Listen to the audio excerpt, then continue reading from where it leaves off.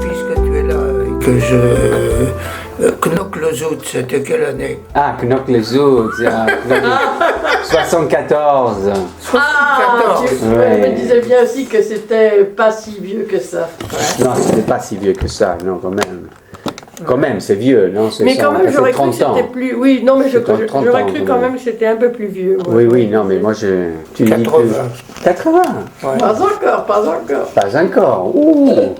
Ah bah, je ne dirais pas. Le hein, 17 mars. 17, ah bon, 17 mars? Oui. Ah, mais c'est maintenant. Oui, oui, oui. Ouh. Mais André, Donc, on dirait pas. J'ai Hein. 79 ans, d'accord. Non, mais tu fais pas du tout 80. Enfin, tu es bien. Ben, je les fais peut-être pas, mais je les ai. Mais oui, non, c'est comme moi, c'est un peu pareil. Moi, je vais en avoir 75 à la fin du mois. 75. Et quand on me dit que je ne les parais pas, je dis oui, mais je les sens. Je le sens. Ce sont des choses que moi j'ai beaucoup aimées, mais Ça marche pas. Oui. dont personne ne veut. Oui. Alors c'est pas la peine. C'est Moi je prétexte. travaille des Français à l'étranger, des étrangers en France. Tu me diras que tu es dans ce cas-là. Mais t'as Igor Lily Circus, acrobate qui vient d'Australie. Hier je voyais un spectacle La Villette fait par des jeunes de La Villette, des jeunes. Je me demandais pourquoi on faisait venir un truc d'Australie pour faire à peu près la même chose, mais ces jeunes-là on les vendrait pas, mais par contre les Australiens, ça intéresse beaucoup. C'est comme ça. Hein, c'est magnifique hein, ce qu'ils font, ces jeunes gens-là. Hier soir, j'ai vu un spectacle. Oui. Ouais, bon, tu sais, comme d'habitude, moi j'y vais en traînant les pieds, on dit, moi, qu'est-ce que. Et puis là, c'était très bien. Ah oui. Ouais, ça arrive. Ah bon. Oui, ça va un peu trop vite d'ailleurs. Il y en a trop, on ne sait plus où mettre les pieds. Le déchet est considérable. Comme toujours. Tu ne peux pas tellement te fier à la presse, vu que la presse se dérange quand elle a le temps. Alors c'est difficile. C'est difficile d'avoir des repères sur ce qui vaut vraiment la peine qu'on se dérange pour y aller. On a plus de repères. Hier, je suis allé à la Villette, et c'était un vrai coup de bol, parce que c'était magnifique. Mais je pouvais m'attendre à ce que ce soit complètement nul aussi, vu que je n'avais aucun repère avant d'y aller. J'y allais parce que comme je me suis un peu spécialisé maintenant dans le nouveau cirque, le théâtre de rue, etc., j'ai considéré que c'était un devoir d'aller voir ce que des jeunes qui étaient issus de l'école de Chalon avait réussi à faire. C'est le roi du trampolino. C'est un très bel instrument. Tu sais, je suis devenu un expert en acrobatie. Ah oui? Oui. C'est génial. Ça a l'air d'une blague, mais je suis devenu un expert. Il y a des trucs où tout le monde applaudit, il dit bon, ça, bon. D'accord. Je sais ce qui est dangereux et je sais ce qui n'est pas dangereux. C'est bien. Mais ce qui est spectaculaire n'est pas forcément dangereux. Répétitif, plus répétitif, plus répétitif. Bon, il y a un moment où on te dit parce que je vois les... Ceux-là, ils ont un jeu avec le trampolino, qui est un jeu absolument original. c'est ça. Très très beau. C'est beau, c'est à la fois beau, rythmé, esthétique. Puis c'est vrai que c'est un instrument qui permet de ressurgir au vol. Au vol, oui. Moi, je suis allée à l'automne la voir, c'était les plasticiens volants qui étaient à la porte de Rugy, à la pelouse de Rugy. C'est possible. Oui, c'était extraordinaire ce qu'ils faisaient. Moi, je travaille avec eux. Oui. Si j'avais su, d'ailleurs, je serais passée par vous pour avoir des places, parce que bêtement, Ça coûtait, non? Très cher. j'y suis allée comme ça, mais c'était extraordinaire. Ils sont magnifiques. Avec les instruments de musique suspendus, avec... Moi, je n'ai que que des choses remarquables. Excuse-moi, mais... Non, non, absolument, il faut. Toujours, tu as eu des choses remarquables. Mais remarquable ne veut pas dire forcément remarqué. Tu as remarqué, exactement. Je suis en train de l'écrire, je suis à la page 250. J'écris ma vie. Ah, ça c'est beau. Voilà. Ça, c'est beau. Puis j'ai des carnets là qui sont là. Ah, d'accord. Et que je demandais justement à mademoiselle Bertrand si elle se rappelait, et peut-être que toi tu le sais, qui était le metteur en scène de l'oratorio concentrationnaire. Je faisais une transcription d'un spectacle de Tomo Orgon, je ne sais pas si ça vous rappelle. Oui, ça me rappelle, oui, je pense bien, oui. Il y avait l'ange du bien et l'ange du mal. Oui. L'ange du bien avec des ailes blanches et l'ange du mal avec des ailes rouges. Je trouvais ça d'une actualité absolue. Pour aujourd'hui, c'était nu comme un verre, tous les deux. Je me souviens. Complètement à poil. Et j'avais fait une réflexion. C'est avec ce spectacle-là que j'étais à Bordeaux en 70. C'était les débuts de la nudité. Et je disais que c'était probablement à cause du bonheur des montagnes rocheuses.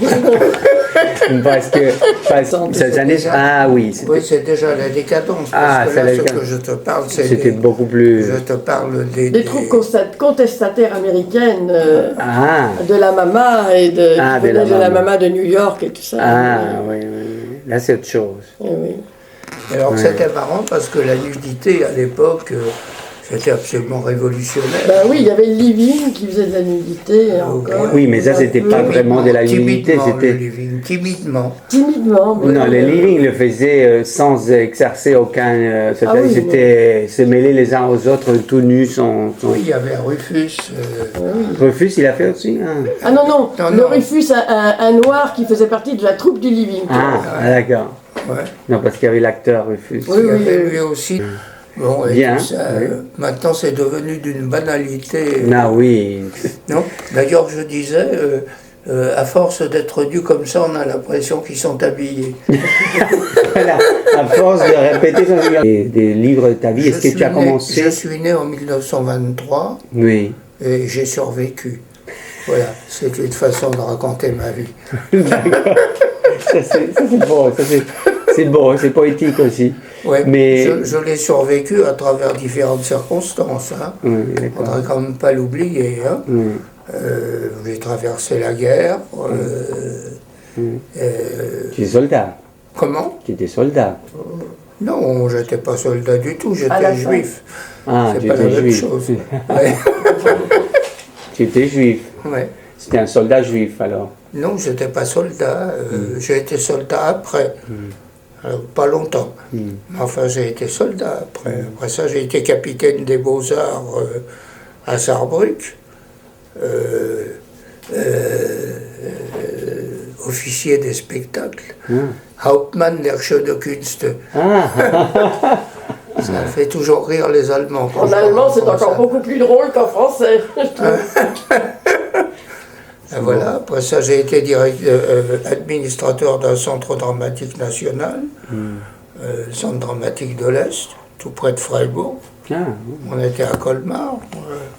Et de temps en temps, on prenait la voiture et on allait manger comment t'appelles ça, des produits de la chasse à Freiburg, parce qu'il y avait un très bon restaurant d'ailleurs. Parce que la législation allemande était plus laxiste là-dessus que la législation française. Alors on se tapait un lièvre à la royale alors qu'on ne pouvait pas en Alsace. Voilà. Puis c'était le dimanche qu'on faisait ça, et puis on repassait le Rhin, et puis on revenait. Il fallait passer par Mulhouse, parce qu'il n'y avait pas de pont direct depuis Colmar. Je ne sais pas s'il y en a un maintenant. Oui, il y en a. Ouais. Il y en a maintenant. Colmar ou Mulhouse, ce sont les endroits. Ou Bâle. Oui, non, mais de Colmar, c'est un détour. Oui. Parce que Colmar, monter à Strasbourg ou descendre à Mulhouse, non, on n'allait pas à Strasbourg. Non, on passait par Mulhouse. On traversait toute la zone de la rive de l'île, I2L, tu sais, la rivière qui est côté alsacien, c'est des marécages, c'est plein de...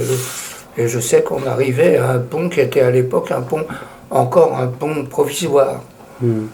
après, non? J'étais de 48 à 53. Ah, c'est quand même... Voilà, À Colmar, là, on habite à Colmar. Non, j'étais soldat quand j'étais à Sarrebruck. Oui, à Saarbrück. Ouais, Et après, il y a Colmar qui était à des 48 j'étais 53. administrateur du Centre dramatique de l'Est. Ah, c'est pour ça. Je le trouvais à Colmar. À Colmar. Aujourd'hui, dans C'est- Freiburg, je ne saurais pas le trouver. Non? Bonjour, Ça fait c'était comment? non, j'y suis retourné à Freiburg depuis. Oui. C'est plus la même ville. Non, non, c'est pas la même ville. Après ça? Puisque tu veux un résumé Oui. très rapide de ma vie, j'ai quitté le secteur public en 1953 pour entrer dans le secteur privé. J'ai été administrateur, non pas administrateur, j'ai été organisateur des tournées du théâtre de Babylone, dont le directeur était Jean-Marie Serrault. Je me suis associé avec son administrateur qui était Marcel de Guillaume. Nous avons créé le théâtre d'aujourd'hui et notre première tournée a été En attendant Godot avec les créateurs. Avec lui-même. Voilà. Bon. Alors, ne crois pas que ça a été un triomphe. Non. Bien au contraire. Beaucoup de gens m'ont prévu aucun avenir dans cette profession en présentant une ordure pareille. N'empêche que maintenant, c'est un titre de gloire, parce que moi, quand je suis interrogée sur ma carrière qui m'entraîne à parler de la vôtre, évidemment, et notamment ça a été le cas dans un petit colloque à l'université de Bordeaux au mois de janvier, ça me fait penser que j'ai oublié de vous transmettre les bonnes amitiés de Roger Lafosse, que j'ai retrouvé à cette occasion. Quand j'évoque donc votre carrière, alors qu'on ait pu organiser une tournée de En attendant Godot en 1953-54, je vous garantis que maintenant, quand les gens apprennent ça, ils sont béats d'admiration. Ah oui, ah oui. Ah non. Oui, c'était Roger Blanc, oui. Non, on n'avait pas Roger Blanc. Ah, il n'a pas fait la tournée. Albert Rémy qui jouait le rôle. Oui, Albert Rami, oui. Ouais. Mais C'est quand même le directeur, c'était comme la les mise en autres, scène. les C'était directeurs comme la étaient mise en bien. scène de Blanc. de la mise en scène des Blancs. Hein? Avec la mise en scène des Blancs. Oui, bien sûr. Oui, oui, oui. Blanc, il a dû venir une fois ou deux, pas partout. Oui. Oui. Bon, on c'est pas a eu des plein mariages. d'anecdotes. On tournait ça par le train avec nos bagages qui étaient les mêmes bagages que ceux du spectacle. Ils étaient dans le filet à bagages. Il y avait des filets à bagages à l'époque. Elle me rappellerait toujours que quand on est arrivé à Zurich pour jouer à la Schauspielhaus, ils avaient envoyé le camion à la gare. Et bon, on est arrivé avec 3 bagages et puis l'arbre Mais qui l'arbre, était comment coupé il- en 3. L'arbre était coupé en trois. Oui. Et ils se sont demandé s'ils n'avaient pas affaire à des escrocs. C'est génial. Ouais, C'est génial. voilà. C'est Mais bien bon, suisse. tu sais qu'on perdait, en France en tout cas, les 3/4 des spectateurs pendant leur présentation. Non, partez. Oui, ils partaient, et puis mais bruyamment, hein. C'est fâché. Pas sympathiquement. C'est incroyable, non? Comment les choses comment ils évoluent. Ouais. Et moi, j'étais vicieux à l'époque, j'étais à l'entrée, je disais, oh, celui-là, il partira à telle heure, celui-là, à tel moment, c'est bon. Là, peut-être ils vont rester, ceux-là. Ils ont bien un profil un peu gauchiste, ils vont peut-être rester. Et en fait, on finissait devant un quart de la salle qui applaudissait à tout rompre et qui avait eu conscience du fait qu'il y avait... voilà. Je ne sais pas pourquoi on avait au théâtre de Babylone la presse parisienne un jour avait eu un état de grâce et avait deviné qu'il se passait quelque chose à travers cette chose qu'ils n'aimaient pas beaucoup mais qu'ils n'ont pas osé, sauf Jean-Jacques Gaultier, de sinistre mémoire. Ils se sont dit, même que Roger Blanc en coulisses, devant le succès, a dit oh, ça doit pas être tellement bien, c'est peut-être pas bon, parce que ça a du succès. Oui, je sais les souvenirs, ça absolument. Ouais. Voilà, bon, puis après ça, bon, ben, on a enclenché tout un système de tournée. J'ai eu l'ambition d'avoir un théâtre à Paris, j'ai fait faillite.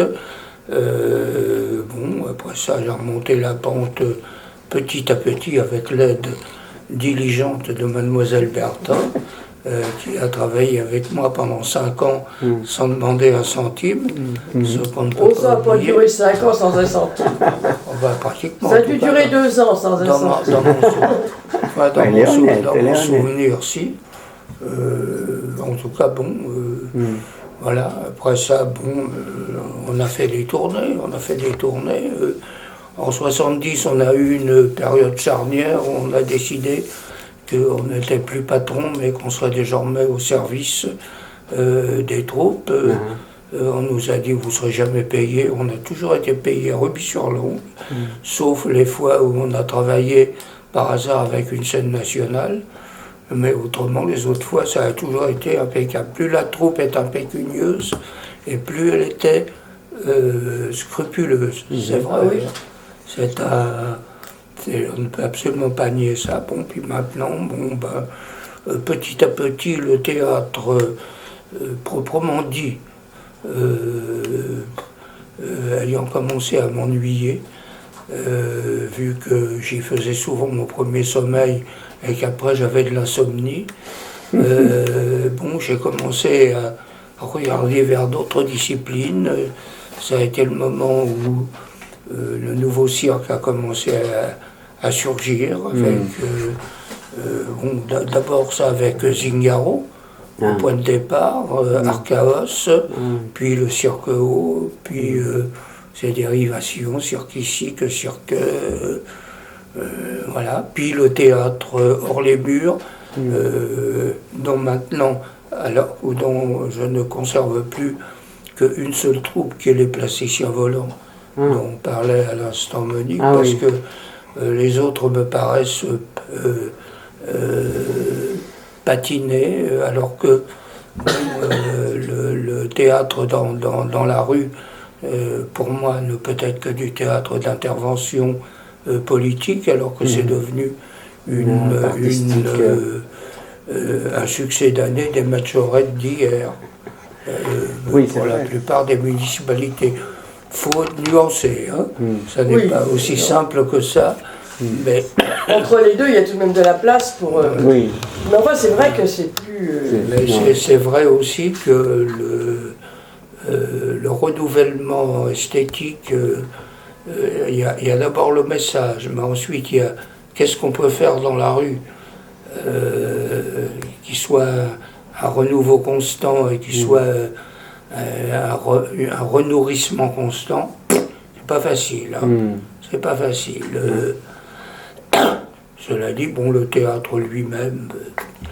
Alors bon, nous sommes encore une fois dans une période aujourd'hui où je ne sais pas ce qui va se passer. Je reste attentif et voilà. Les grands Magic Circus. Comment? Les grands Magic Circus aussi. Non, oh, le Grand Magic Circus, écoute, Savary, il est maintenant directeur de l'Opéra Comique. C'est très bien ce qu'il y fait. Mais enfin, après tous ces discours contre l'institution, on croit rigoler. Bon, c'est comme ça, on commence. Mais c'est très bien, il n'y a rien à dire. Hein. On commence comme ça, contre l'institution, et on devient l'institution lui-même. Tout à fait. Absolument, c'est pas le seul. Hein. C'est pas le pire. Honnêtement, c'est pas le pire, parce que tout compte fait, qu'est-ce qu'on peut reprocher à l'Opéra Comique? Rien. Il a une très bonne programmation, ça marche. Et après tout, c'est ça l'Opéra Comique. À la différence de l'opéra. Bon, il y a 2 opéras à Paris, tu as l'Opéra Garnier et l'Opéra Bastille. Là, tu as l'Opéra Comique. Ce qu'il lui aurait fallu, c'était la Gaieté Lyrique. Mais il n'y a plus de Gaieté Lyrique, on l'a détruite. Enfin, on est en train... Oui, ou le Châtelet. Ou le Châtelet. Le Châtelet, au moment où c'était le Châtelet. Bon, maintenant, c'est... Bon, mais après tout, pourquoi pas l'Opéra Comique? Qu'est-ce qu'on y faisait? Des opéras comiques. Bon, bah, il fait des opéras comiques et puis un peu d'opérette et puis... Et qu'on s'appelle opéra comique, le titre du théâtre, il faut faire seulement que des opéras comiques. C'est-à-dire qu'à l'origine, en réalité, opéra comique, c'est se distinguer, si ma mémoire est bonne, de l'opéra par le fait que tout n'était pas chanté, mais qu'il y avait du dialogue. À l'origine, au 19e siècle. Le mot comique. Non, c'est l'opérette. Ça, c'est l'opérette. Ah, oui. L'opéra comique, c'était ce qui se terminait bien. Ah oui, voilà. Il y avait le happy end. Et les happy end. Pourquoi ça s'appelle comique? Pourquoi l'opéra comique? Comique pour parce que c'est comique, parce qu'on doit rire, parce qu'on doit s'amuser. Ah, pas des tragédies, Wagner et tout ça. Non, voilà. Non, on ne joue pas Wagner à l'opéra comique. Offenbach. Mais on joue Offenbach. Ah, d'accord. Ah, donc c'est un style, faire quelque chose de comique. D'accord. Et ça, c'est à la Bastille? Ou ça, c'est le 3e? Non, c'est à côté d'ici.